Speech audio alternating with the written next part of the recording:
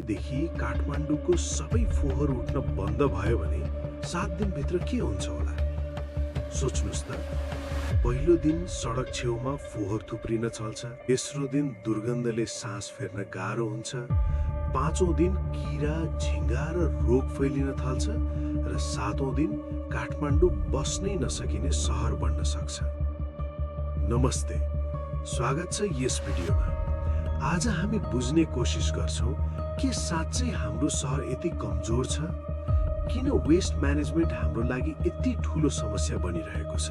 के हामीले फोहोरलाई समस्या होइन अवसरको रूपमा हेर्न सक्छौं? र सबैभन्दा महत्त्वपूर्ण प्रश्न, हामीले आज के परिवर्तन गर्न सक्छौं जसले भोलिको नेपाल बचाउन सक्छ?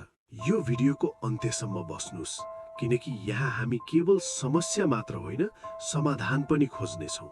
हामी मध्ये धेरैलाई लाग्छ घरको फोहोर गाडीमा हालियो भने हाम्रो काम सकियो। तर के तपाईले कहिल्यै सोच्नु भएको छ तपाईले फालेको एउटा प्लास्टिकको बोतल 500 वर्षसम्म पृथ्वीमा रहिरहन्छ? आज तपाईले फालेको फोहोर भोलि तपाईको सन्तानले देख्नेछ।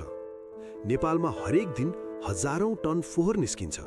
काठमाडौँ उपत्यकामा मात्रै 1200 देखि 1500 टन। तर यो सबै जान्छ कहाँ? के हामी व्यवस्थापन गरिरहेका छौं वा केवल फोहोर लुकाइरहेका छौं?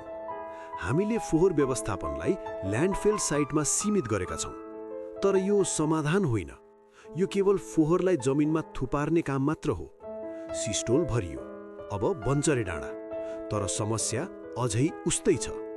यहाँबाट निस्किने विषालु ग्यासले हावा र पानी दुवै प्रदूषित बनाइरहेको छ र यसको असर त्यहाँ बस्ने मानिसहरूको स्वास्थ्यमा सीधा परिरहेको छ। यो समस्या सहरमा मात्र सीमित छैन। आज सगरमाथा जस्तो हाम्रो गौरव पनि फोहोरले ढाकिँदै गएको छ। हाम्रा नदीहरू प्लास्टिक र ढलको बहाव बनेका छन्। अब प्रश्न उठ्छ, के हामी साँच्चै आफ्नो देशलाई फोहोरको थुप्रो बनाउँदैछौँ? तर संसारका केही देशहरूले यही समस्यालाई अवसरमा बदलेका छन्। स्विडेनमा झन्डै सबै फोहोर रिसाइकल हुन्छ र त्यसबाट बिजुली उत्पादन गरिन्छ। जापानमा फोहोरलाई कडाइका साथ छुट्याइन्छ र पुनः प्रयोग गरिन्छ। जर्मनीमा बोतल फिर्ता गर्दा पैसा पाइन्छ। यदि उनीहरूले सक्छन् भने नेपाल किन सक्दैन? समाधान जटिल छैन, तर हाम्रो बानी परिवर्तन हुनुपर्छ। पहिलो, घरबाटै फोहोर छुट्याउने। दोस्रो, कुहिने फोहोरलाई मल वा बायोग्यासमा प्रयोग गर्ने।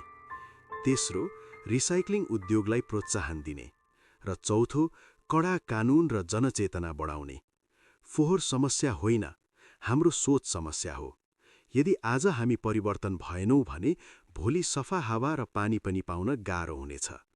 अबदेखि फोहोर फाल्नु अघि एक पटक सोच्नुहोस्, यो सानो गल्ती हो वा देशप्रतिको जिम्मेवारी? यदि तपाईलाई यो भिडियो उपयोगी लाग्यो भने लाइक, कमेन्ट र शेयर गर्न नबिर्सनुहोस्। धन्यवाद।